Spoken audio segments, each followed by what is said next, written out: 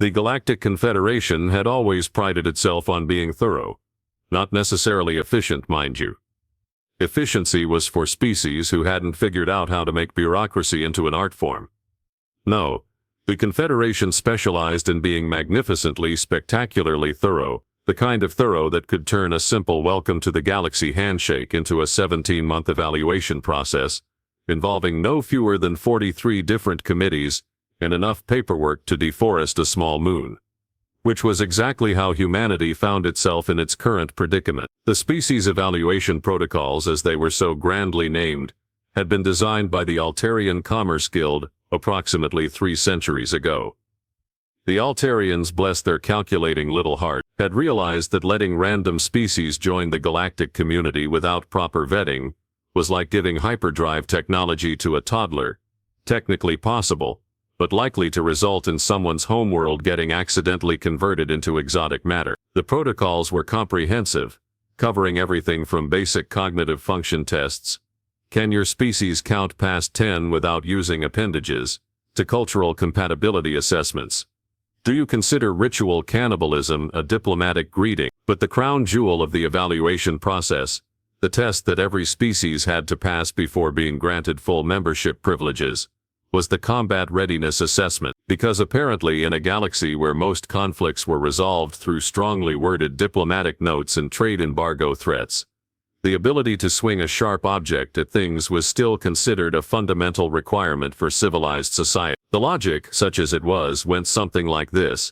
If a species couldn't hold its own in physical combat, how could it possibly be trusted to negotiate mineral rights or handle customs inspection? The testing facility itself was a marvel of over-engineering, located on Nexus Station 7, a space habitat that orbited absolutely nothing of importance in the Kepler sector. The station had been built specifically for these evaluations, because the Confederation never did anything halfway when they could do it in the most complicated way imaginable. The main combat arena was a gleaming dome of crystalline polymers, surrounded by observation decks that could accommodate representatives from all member species, assuming they didn't mind sitting next to the Vraxian delegation, who had an unfortunate habit of secreting acidic mucus when excited. At the heart of the facility was the pride and joy of Confederation engineering, the Adaptive Combat Intelligence, or A. This wasn't just any ordinary artificial intelligence. This was a military-grade combat simulator that had been fed the fighting techniques, strategies and combat data of every known species in the galaxy. It could replicate the lightning-fast reflexes of the Xanthari warrior caste, the tactical brilliance of Thokarian battle masters, and the sheer terrifying persistence of Gorthak berserkers. The ACI had been tested against the best fighters from dozens of species and had never not once been defeated, which made it the perfect opponent for evaluating new species, or so the thinking went. The human delegation had arrived at Nexus Station 7 3 days ago, looking remarkably unremarkable by galactic standard. They were bipedal, which was common enough, carbon-based, which was practically pedestrian, and they communicated primarily through vocal sounds rather than pheromone exchanges or bioelectric pulses, which frankly showed a disappointing lack of creativity. The lead human representative, a middle-aged female with graying hair and the kind of patient smile that suggested she'd spent considerable time dealing with bureaucratic nonsense, had politely listened to the evaluation procedures, asked a few clarifying questions about liability waivers, and selected their combat representative with what the alien observers considered suspicious casualness. The chosen fighter was unremarkable even by human standards. Medium height, lean build, with the kind of practical clothing that suggested function over form. She carried herself with an easy confidence that the Altarian evaluators noted in their reports as adequate but unexceptional. The Xanthari observers were less diplomatic, privately wagering among themselves about how quickly their warrior AI would dispatch this particular example of human martial prowess. The betting pools had opened the moment the human combat selection was announced. The over-under on combat duration was set at 4 minutes and 37 seconds, which the bookmakers considered generous. The Vraxians had put their money on under 2 minutes, citing their analysis of human muscle density and reaction time data. The Thokarians, ever the pessimists, had bet on under 90 seconds, arguing that any species primitive enough to still use projectile weapons probably hadn't figured out proper hand-to-hand combat either. Only the Deltarian observer, a wizened creature whose species had been around long enough to see 17 different obviously superior civilizations rise and fall, had refrained from bet. When pressed by colleagues, the Deltarian had simply observed that assumptions were like stellar coordinates, useful right up until you discovered you'd been reading the star charts upside down. The evaluators, however, were confident in their system. After all, the ACI had access to combat data from the finest warriors in galactic history. It could analyze an opponent's fighting style in microseconds, adapt its tactics in real time, and execute maneuvers with mechanical precision that no biological entity could match. The artificial intelligence had been programmed with every known combat technique, from the elegant blade dancing of the Silosian court guards to the brutal efficiency of Crozon pit fighters.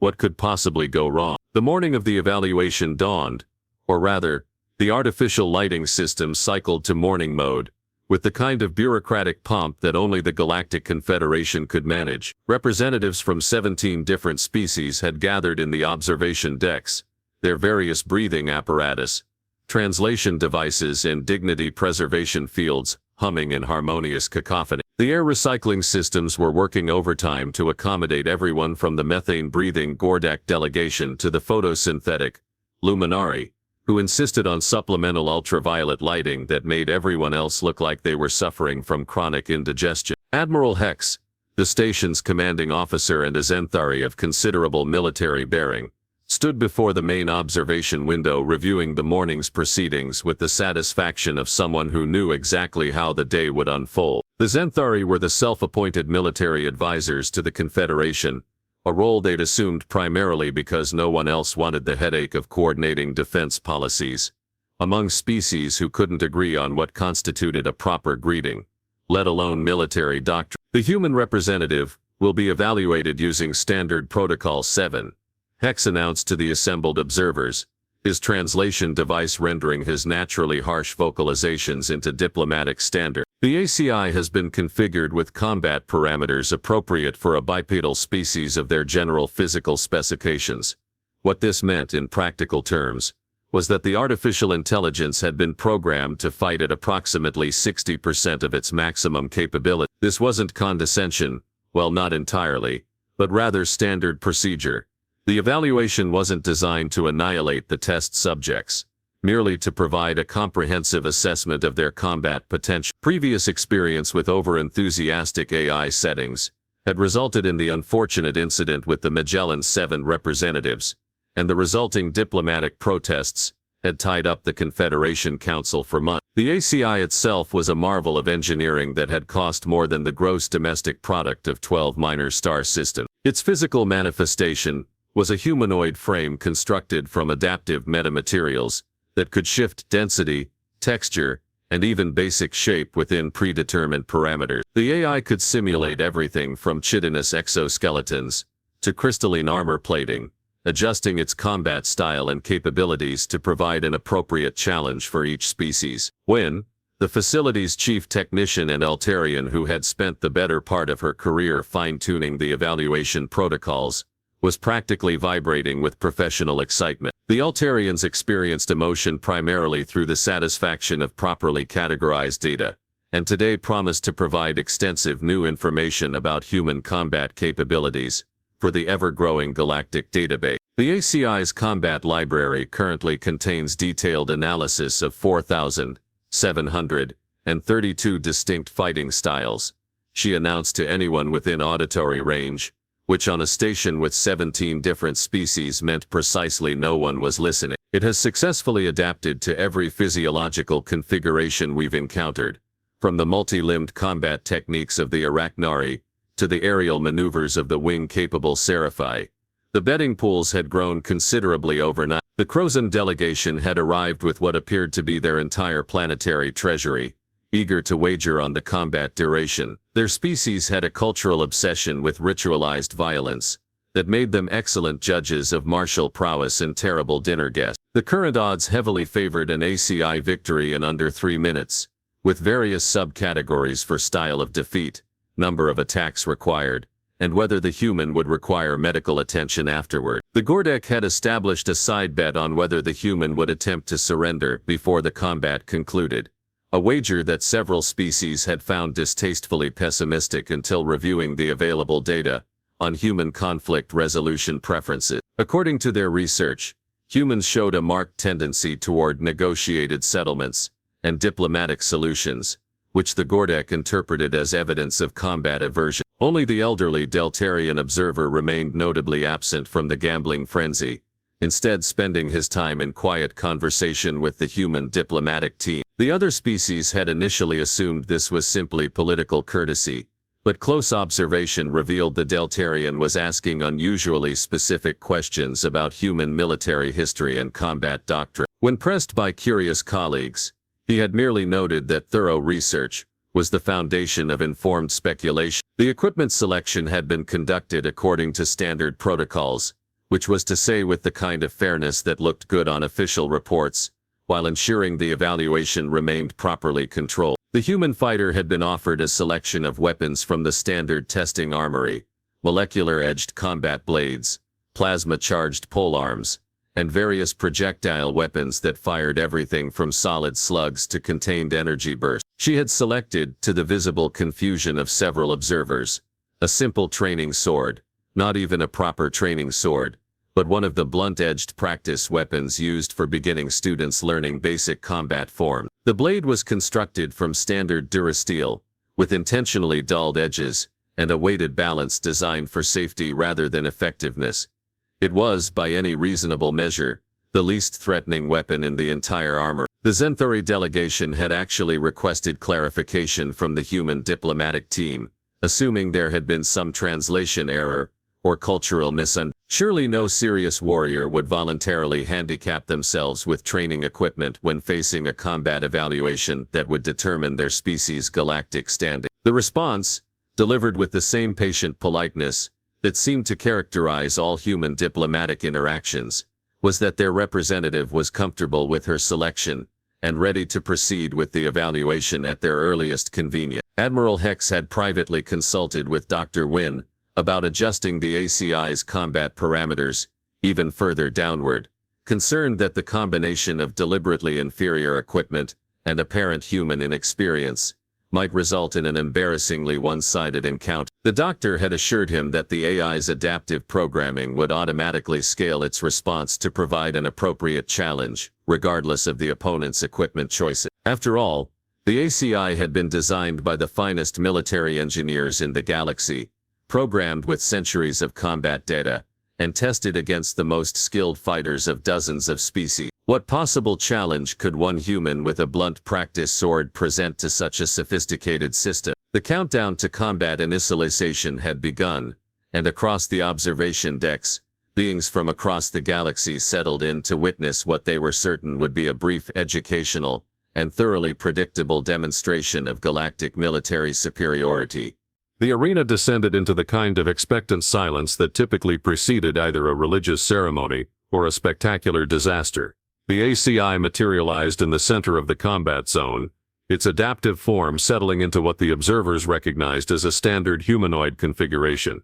2 arms, 2 legs, roughly equivalent mass distribution to the human opponent. The artificial intelligence had selected a sleek, predatory appearance with metallic skin that gleamed under the arena's lighting, and had equipped itself with a perfectly balanced combat blade that hummed with molecular edge technology. The human fighter entered from the opposite side, and the contrast was almost comical. Where the ACI moved with mechanical precision and obvious lethality, the human simply walked, not marched, not stalked, just walked, carrying her blunt training sword with the casual ease of someone heading to a particularly mundane appointment. She wore standard-issue combat fatigues that looked like they'd seen actual use, and her expression suggested she was mentally reviewing her grocery list, rather than preparing for a fight that would determine her species' galactic standing. Wynne activated the evaluation protocols with the ceremonial flourish that Altarians brought to all properly documented procedures.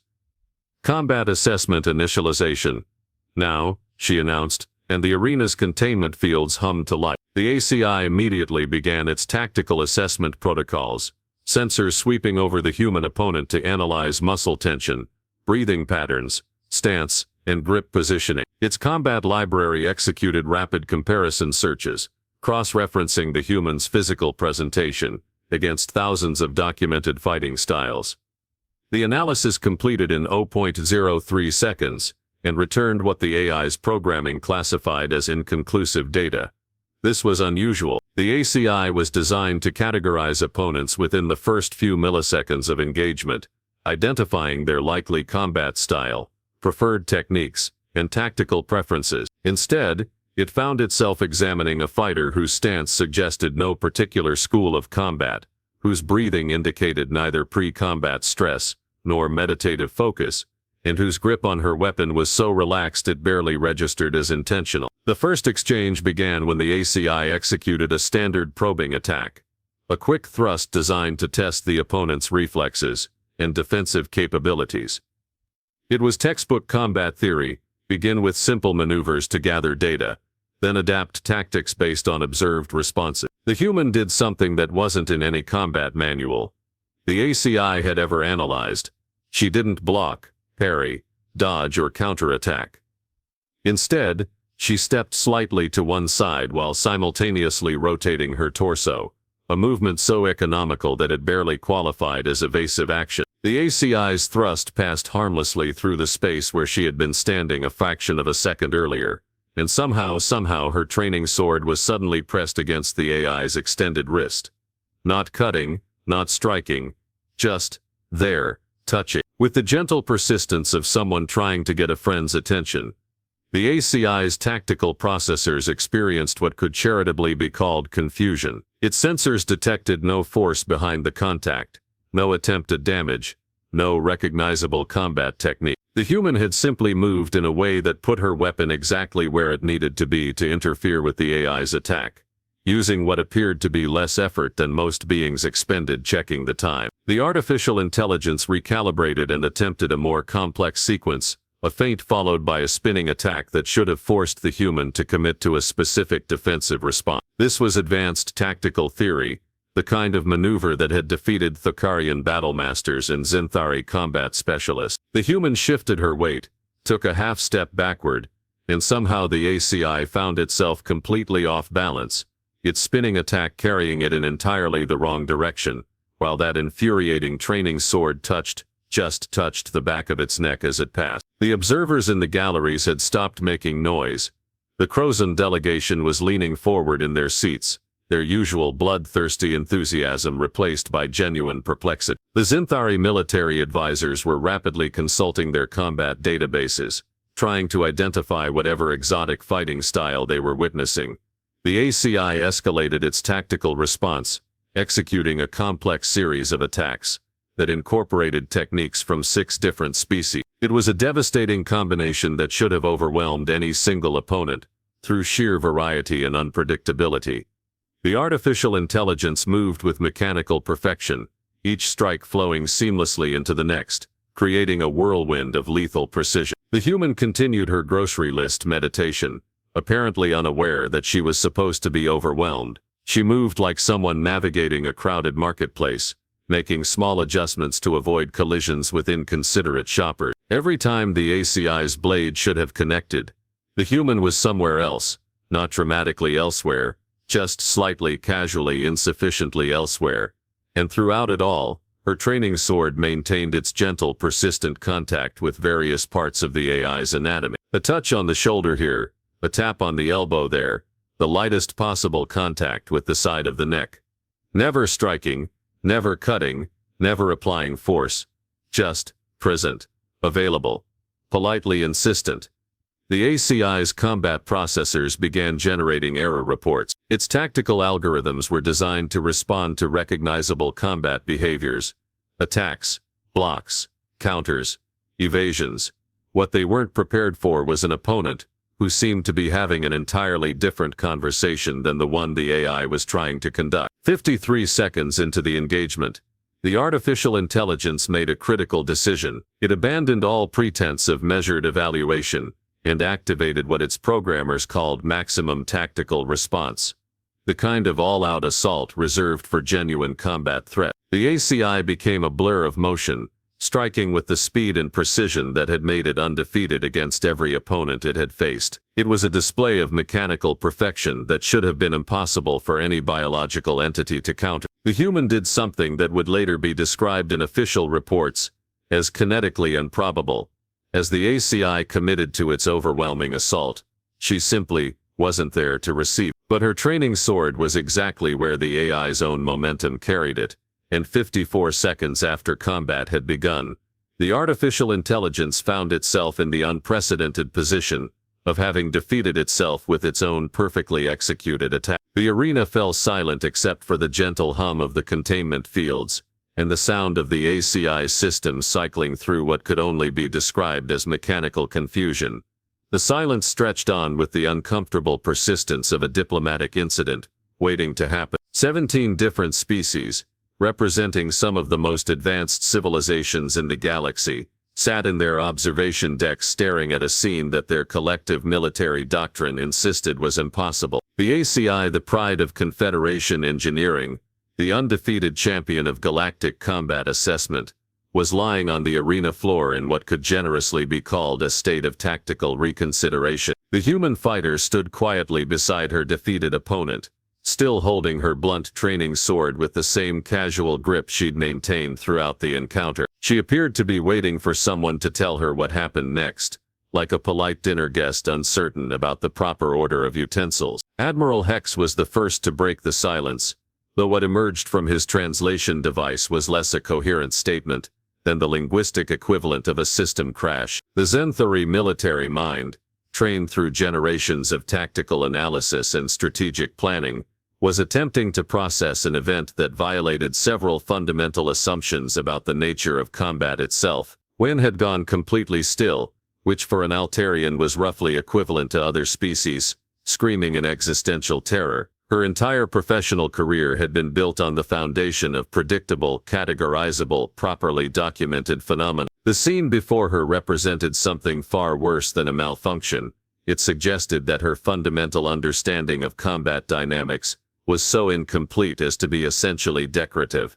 The betting pools had entered a state of mathematical chaos. The Crozon delegation was frantically reviewing the combat recordings, trying to determine whether what they had witnessed qualified as a victory, a forfeit, or some entirely new category of outcome that would require updating the galactic rules of engagement. The Gordek were in heated discussion about whether their wagers on human surrender were technically still valid, given that nobody seemed entirely certain what had actually happened. The Vraxian observers had begun secreting stressed pheromones in quantities that forced the station's environmental systems to implement emergency ventilation protocols. The Thakarians were conducting what appeared to be a species-wide review of their tactical databases, their communication implants buzzing with frantic cross-references and theoretical recalculation. Only the elderly Deltarian remained calm, though anyone observing closely might have noticed what could be interpreted as satisfaction in the way his sensory appendages were positioned. When pressed by increasingly agitated colleagues for his analysis of the situation, he offered only the observation that ancient wisdom was ancient for good reason. The human diplomatic team, meanwhile, had maintained their characteristic politeness throughout the proceeding. Their representative calmly approached the arena controls, and after receiving permission from the still-stunned technical staff, deactivated the containment fields, so their fighter could exit the combat zone. Was that sufficient for the evaluation? The lead diplomat inquired, her tone suggesting genuine interest in proper procedural completion rather than any awareness that she had just witnessed the overthrow of galactic military theory. Wynne managed to activate her translation device long enough to request a detailed technical review of the combat data. The HFY's recordings, when analyzed frame by frame, revealed something that sent ripples of professional concern through every military organization in the Confederation. The artificial intelligence hadn't malfunctioned. Every sensor reading was within normal parameters. Every tactical assessment had been executed correctly, and every combat decision had been made according to its programming specification. The HFY had performed exactly as designed when faced with an opponent whose behavior fell so far outside its recognition parameters that its tactical algorithms had essentially been arguing with empty air. The human hadn't employed any exotic technology, hadn't demonstrated superhuman physical capabilities, and hadn't used any combat techniques that weren't theoretically known to galactic military science. She had simply moved in ways that made the ACI's assumptions about combat behavior irrelevant. The implications were staggering.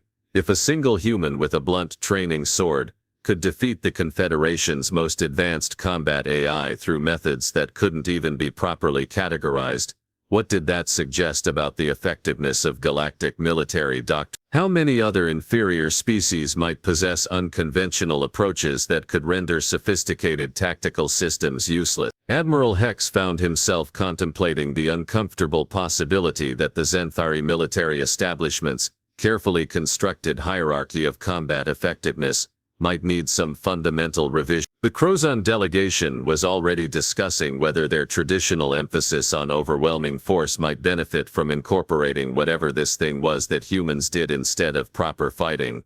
The bureaucratic implications alone were terrifying. The species evaluation protocols would need to be completely restructured. The combat assessment criteria would require redefinition. The ACI would need reprogramming to account for tactical approaches that weren't tactical in any recognizable sense. Wynne was privately calculating the paperwork requirements for updating 43 different evaluation committees about a combat outcome that couldn't be adequately described using existing military terminology.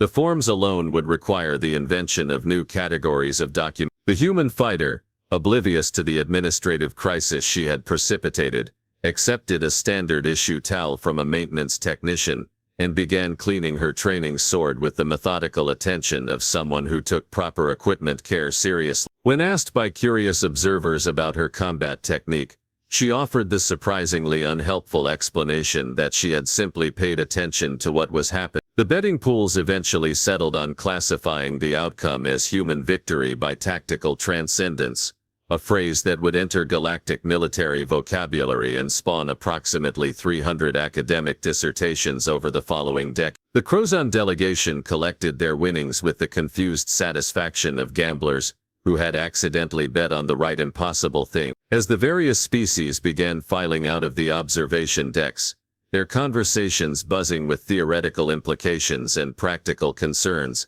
the elderly Deltarian paused to offer one final observation to his departing colleagues. Sometimes, he noted with the patience of a species that had survived 17 galactic upheavals, the most sophisticated answer to a complex problem was to ignore the complexity entirely. The galaxy's military establishments had spent centuries perfecting the art of combat, creating increasingly elaborate systems for defeating increasingly elaborate opponents.